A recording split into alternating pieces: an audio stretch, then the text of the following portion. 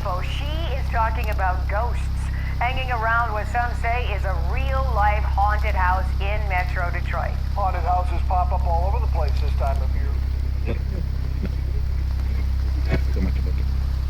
A new Wall Street Journal report profiles the many parents who think they can see ghosts, specters, and mysterious movements on their advanced baby monitors. Baby crib.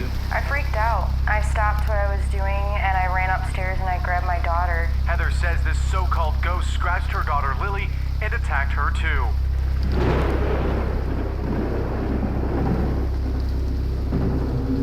You are tuned in to the Ghost Signal.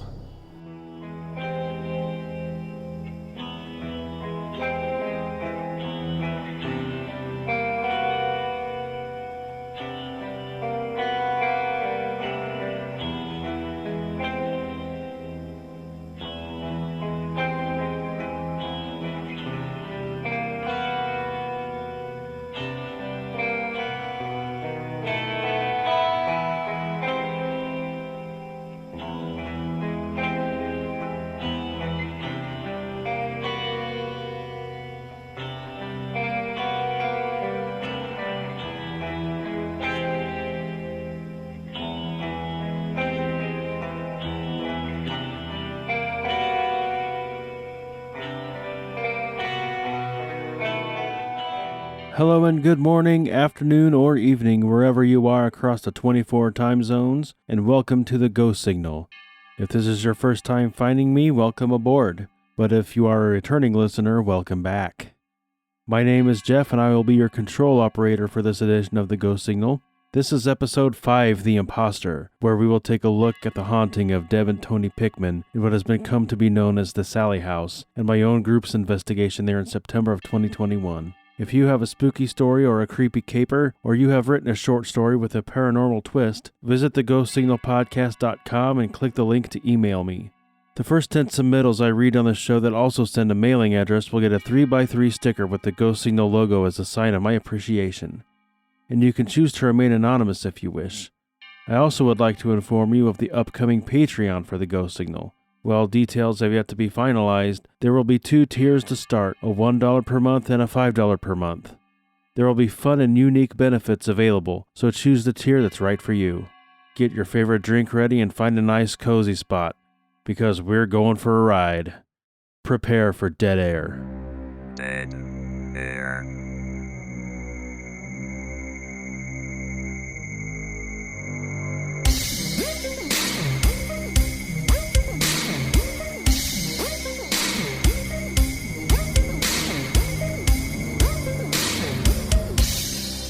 In the state of Kansas, there is a small, quiet town in the far northeast corner, mere feet from the Missouri River. 151 years ago, in 1871, one Dr. Charles Finney commissioned a 2-story house to be built on his property at 508 North 2nd Street, just a few blocks south of St. Benedictine College, in a town named after Missouri Senator David Atchison. It is best known as the birthplace of Amelia Earhart, and the train line that put it on the map, the Atchison, Topeka, and Santa Fe line. The best way I can describe the town to someone who has never been there is to take Stephen King's Castle Rock, pick it up, and drop it in Kansas. And much like Mr. King's fiction, this story is about ordinary people experiencing extraordinary things. On New Year's Eve, 1992, Tony and Deb Pickman moved into the house on North 2nd Street. They were experiencing their first child and needed a suitable dwelling to accommodate their burgeoning family. This house was the perfect size for them, and the price was right. Tony worked overnights to support his young family, but he was an artist at heart with a keen eye for drawing, and Deb was the most creative person he knew. They also had a dog named Sasha with them, who Tony regarded as the gentlest dog on earth. So it was pretty strange to him when Sasha would stand at the threshold of the nursery and growl at thin air. He thought, although strange, she's probably just picking up on the scent of the previous owner's pets. On Valentine's Day 1993, Tony made a big Italian dinner for Deb and himself, celebrating the upcoming birth of their son Taylor. This happy quiet night would be the last quiet night they would ever have in the house. It started with the living room light dimming by itself for 4 to 5 minutes at a time, sometimes just once a night, sometimes repeatedly. The living room light switch is not a dimmer switch, and it was only happening to that one light in particular. A new light bulb and a visit from an electrician proved fruitless. It kept happening. Then one night while the light was mysteriously dimmed, Deb half-joked that it must be a ghost causing the mischief. The light switch suddenly returned to full brightness, never to dim again, as if someone just wanted acknowledgement. As this one piece of the house returned to functioning normally, the rest of the house seemed to come alive. Cold spots started popping up all over the house, even though there was no central air installed. The Pickmans also had 3 cats, who, when the activity started ramping up, would randomly dart around the master bedroom, first standing on end, and hiss at thin air. Again, they thought the animals were just picking up on the previous occupant's pets, or maybe the cats heard something walking around on the roof that they themselves couldn't hear, like a bird or a squirrel. But something about those explanations seemed off. Several more months went by, filled with strange but harmless phenomena, such as this. Then on June 26, 1993, little Taylor was born. After a few days of recovery, Deb returned home, and that's when the activity took a turn for the weird. If Deb was on her cordless house phone and went into the nursery with it, the signal would drop.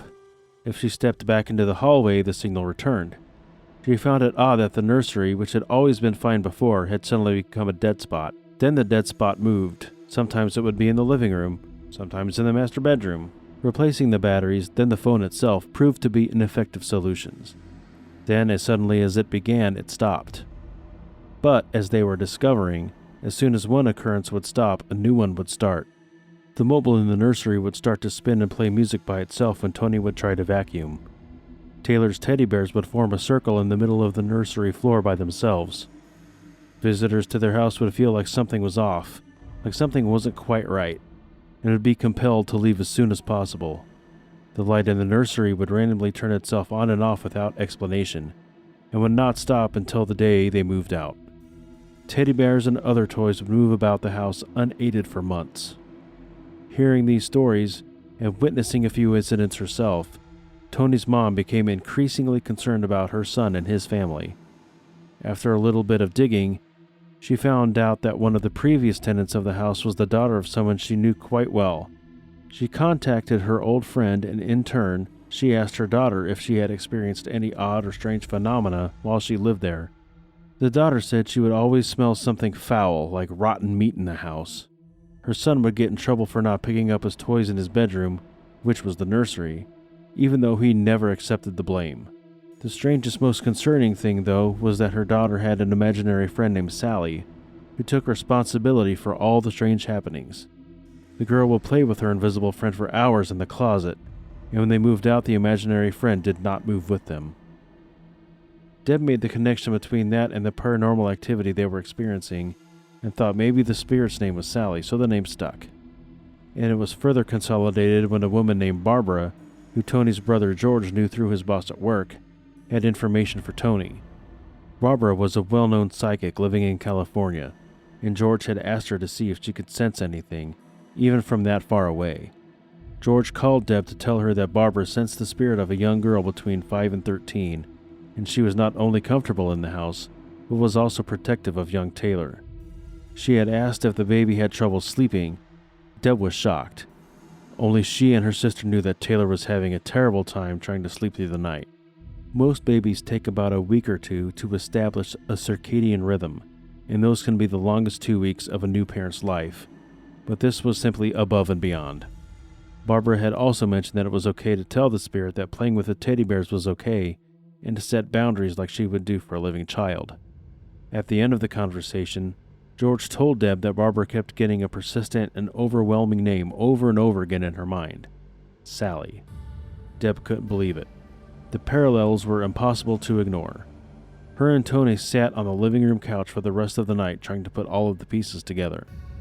When they went upstairs to go to bed that night, Tony noticed that a picture of them hanging on the staircase wall was now perfectly upside down. Tony wondered if it meant that she likes them, but the fear beating in his heart was all the answer he needed.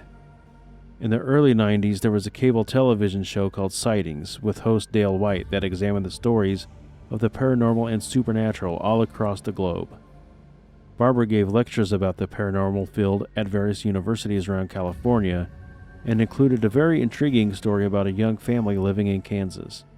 The story attracted representatives from not only sightings, but also another show called Unsolved Mysteries. Barbara called Deb to ask for her thoughts and to warn them that going public with their story would change their lives forever. Deb loved the idea of going on TV and taking a scientific approach to get some answers. Tony, on the other hand, hated the idea of such an invasion of privacy, the alienation from friends and family, and college kids peeking through his windows at all hours. He was afraid people would think he was going on TV just to get attention, which was exactly the opposite of what he wanted. Tony, for all his practical and reasonable concerns, eventually agreed, and 1 week later the sightings crew were there preparing for a 2-day stay. Tony's only caveat to the whole affair was complete anonymity. They would blur his face, omit his address, and even to name Atchison as the town they were in. The crew had barely enough time to set up and get to work when Tony, who was sitting in the living room with the sound man, stated that he didn't think she liked everyone being there. He lifted up his shirt and 3 fresh scratches started manifesting across his stomach. The sound man couldn't believe what he was witnessing. Indeed, the presence of the sightings crew seemed to irritate Sallie. The segment made the air, and when it did, it became their most popular story by far. In fact, the sightings crew filmed the house 4 more times and became the show's most watched running story. Of course, people in town recognized the house right away and the hazing began. None of it was too nasty, just basic grade school level crap. It just made them much more apt to talk with people who actually believed. Even after public attention had blown over, Tony was still being tormented by the spirit, who had convinced everyone involved that it was an innocent little girl named Sallie, and Deb didn't seem to care, even when it presented its true self to him. In early July 1994, Deb was sitting in the living room watching TV and tending to the baby, while Tony, who had just come home from an overnight shift, was sleeping upstairs. She suddenly heard a distorted version of Tony's voice calling out to her. She went upstairs to the master bedroom and found him on the far side of the room, his arms stretched out from his sides, palms and body laying flat, and a look of terror etched into his face. When she asked him what the hell happened, he told her the following story. He was having trouble sleeping as he usually did during the daylight hours, and when he woke up, he saw something unreal. Dust particles started gathering into a cloud in front of the bedroom window. The waterbed mattress, remember 1994, that he was sleeping on began to act violently and nearly threw him onto the floor. The dust particles started to become darker, the cloud they were forming more dense. In a few moments, the cloud had solidified into the shape of a person. The top half of a woman wearing a black Victorian-era dress floated in the room with her arms folded in front of her. Somehow Tony remembered seeing her before. When she started coming towards him, he could pick out more and more details. The bed grew increasingly violent. The nightstand drawer was opening itself and slamming itself shut over and over again. The top of the highboy started spinning. He felt like he was in a sci-fi movie he couldn't escape from. He tried to call for Deb, but words could not escape from his lips. Then she reached for him, her black-laced hand mere inches from his face. She spoke in a malevolent whisper, something that Tony couldn't quite make out. He suddenly broke free from her trance and bolted for the bedroom door, but it wouldn't open. He tried to scream again, but his voice was MIA. Then, as quickly as it started, it was over. Everything was still and the woman was gone. Tony has no memory of what happened between then and when Deb found him laying on the floor soon after. Even though Deb still loved Sallie, the new spirit terrified her. She wanted to leave the house for good, for Tony's sake, but what about Sallie? She agrees to have the house cleansed, but feels terribly guilty about Sallie. She feels guilty about banishing a spirit that she's convinced herself was watching over Taylor since he was born, and in fact may have saved him from sudden infant death syndrome at least once.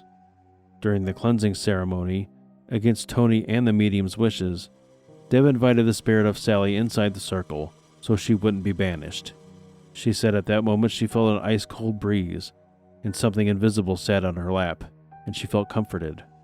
The ceremony continued, and as it came to its conclusion, Tony suddenly yelled in pain. "What the hell is happening?" he screamed. Scratches and welts started to form all over his body, many of them severe enough to draw blood. Bruises started forming like he had been punched by unseen hands. The medium said that the spirit that had attacked him in the master bedroom was dangerously angry at them for trying to clear her out. After it was over, Tony went to the bathroom to tend to his wounds, angry at Deb for allowing that spirit in the circle, and for doing nothing to help him when he very clearly needed it. The only silver lining was the hope that the cleansing ceremony had worked. A few tense days went by without incident, then something new starts happening. Tony starts hearing scratching in the walls at all hours, starts hearing people talking that aren't there, whispering words he can't quite make out. Every night he hears footsteps relentlessly going up and down the stairs. He tries to tell Deb, but his words fall on deaf ears. Tony might as well have not even existed at this point. She only loved Taylor and Sallie, and never wanted to leave the house again. It was at this point that the entity showed its true colors. Tony started having dark thoughts, about the darkest one can have. He started thinking about hurting the baby, hurting the pets, hurting Deb, sometimes even killing her. One day, Tony found himself alone in the house doing chores in the kitchen. He noticed one of the cats drinking from its water dish. Dark and uncontrollable urges washed over him. In a split second, he grabbed the knife that he had just washed, lunged for the cat, and stabbed the poor animal in the stomach. As he sat and watched it slowly die on the kitchen floor, he wondered how good it would feel to do this to something else, to someone else. Yes, he must do it. When Deborah gets home, he had no choice. He had to kill her. The simple thought of killing her put a smile on his face. Then, quick as lightning, he snapped out of it. Confused and feeling nauseous, almost motion sick, he couldn't believe what he had done, what he was about to do. The poor kitty mewed softly one last time before passing. Embarrassed, ashamed, and terrified, he scrambled to get the kitchen cleaned up before Deb got home. 2 days after he killed the cat in the kitchen, which Deb never even noticed was missing, he woke up from a nap and decided to go get himself a bite to eat. As soon as he reached the top step, something lifted him off of his feet, and he went crashing down to the bottom, nearly breaking his neck. Dear God, how much more can I take, he thought to himself. This is the incident that finally snapped Deb out of it. She couldn't believe what she had allowed to happen. Through her hubris, she allowed this entity to torture her husband, to nearly kill him. The very next day, they called the landlord to break their lease and started making plans to move out. On October 31st, 1994, they turned the keys back over to the landlord. But Sallie did not approve.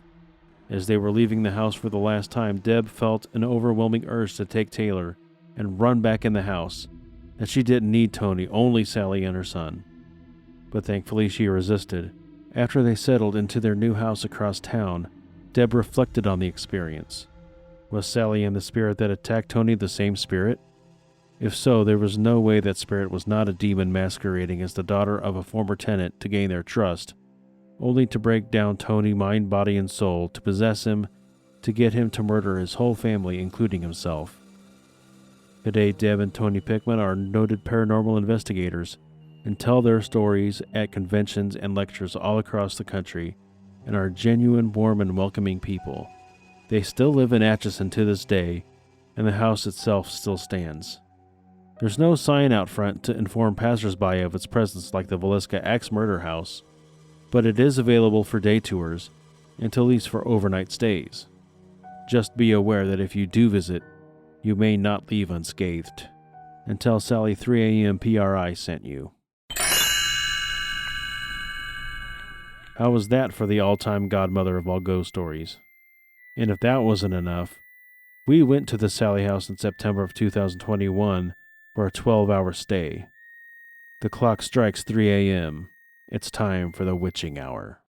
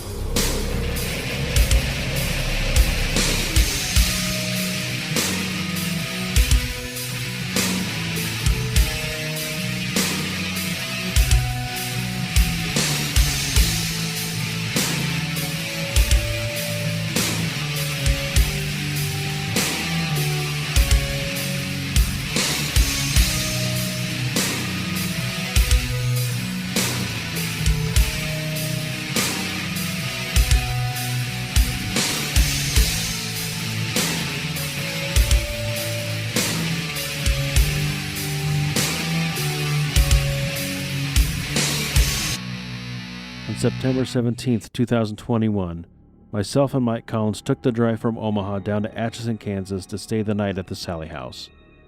We left town at 11:30 a.m. and arrived at 2:15 in the afternoon. After a quick lunch break, we arrived at the house just before 3 when our lease officially started. As I opened the front door, I didn't realize the 2 p.m. day tour group was still in there, and I accidentally scared the hell out of everyone. They were very friendly and told us about the weird vibes they were getting in the kitchen and the nursery, then left us to our own devices. And devices there were aplenty. I brought all the stuff: a 4-camera DVR system, SLS camera, voice recorders, thermal cam, REM pod, 360-degree motion sensor, night vision cameras, thermal cam, flashlights, GoPro, trail cams, the whole gamut of gear. It took nearly 2 hours to get everything set up the way we wanted. Some of that time was trying to figure out why Mike's voice recorder wouldn't work, even after replacing the batteries. We gave up on it and I gave him one of mine. Apparently this is a quite common issue in this house. 5 p.m. and we were ready to get serious. Nerve center is in the living room, the DVR is recording the nursery, the spare bedroom, the master bedroom, and the basement. As the evening wore on, we realized what our main obstacle would be. The house sits between the college and a popular hangout spot on the other end of the street. Traffic, both foot and street, would continuously break our concentration throughout the investigation, threatening evidence contamination. After a short dinner break, I took up the spot on the living room couch closest to the kitchen after putting a K2 meter on the kitchen counter in a way that I could see it from the couch. So here's some audio stuff I caught. Here's a strange anomaly at low volume, but I can't quite tell what it is.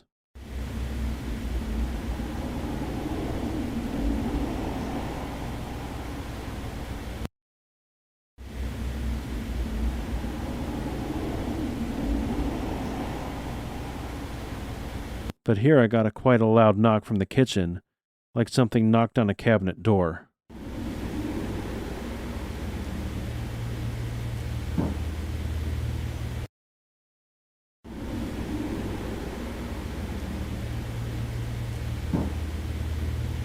An annoying trait of EVPs is that they like to happen when someone else is talking, which is exactly what happened here.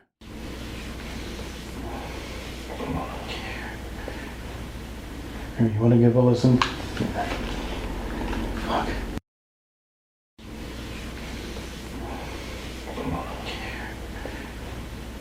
Here, you want to give a listen? Fuck. Later in the evening, Mike was upstairs alone in the dark like a boss in the master bedroom, right next to the closet. Nothing happened on the DVR, but I did have my voice recorder running at the same time. This is when I got some weird interference and another possible EVP.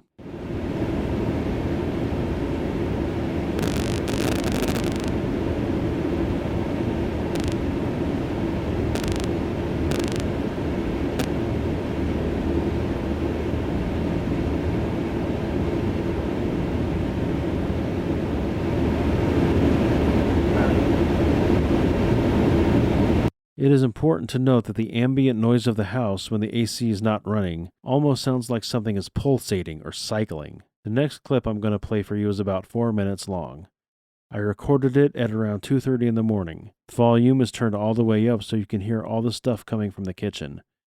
The K2 didn't do anything, it just showed a green light the whole time. Give it a listen and see what you think.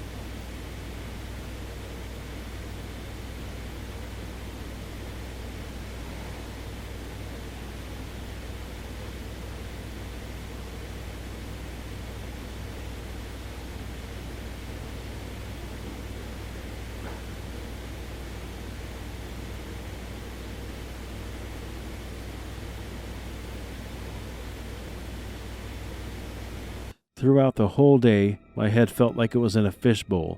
It was very disorienting and almost dizzying. It came and went though, like you'd be sitting there feeling fine, then before you realize it, it's back and you feel almost motion sick. We wound up leaving the house at about 3:30 a.m. with hours and hours of footage to go through.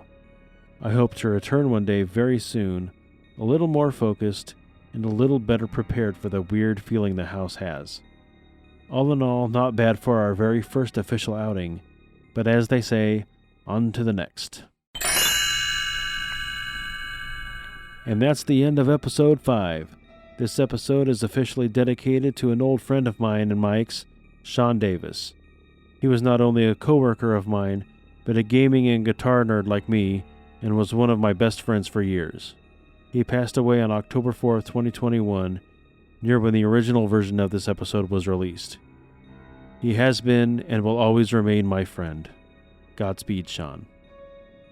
Please email me at theghost@gmail.com if you would like to share your spookiness with the rest of the world, and don't forget to visit theghost@podcast.com for all the latest updates and the launch of the Ghost Signal Patreon. The Ghost Signal is executively produced by Jason Wilson, custom sound beds by J.M. Scherf, video editing wizardry by Hale, creative direction by Cassie, and Patreon mastery by Brooks Bigley. And my name is Jeff, your friendly control operator and your ghost host with the most. Next time the Ghost Signal hits the airwaves, we go to the tiny town of Villisca, Iowa, for the tale of the Axe Murder House, and how it still intrigues ghost hunters and true crime enthusiasts over 100 years later. Happy haunting, dear listeners, and as always, unpleasant dreams. Ending transmission. Reach me at theghost@gmail.com. This has been a Grey Rooms production. Copyright 2021 and 2022. The ghost signal is lost. Transmission terminated.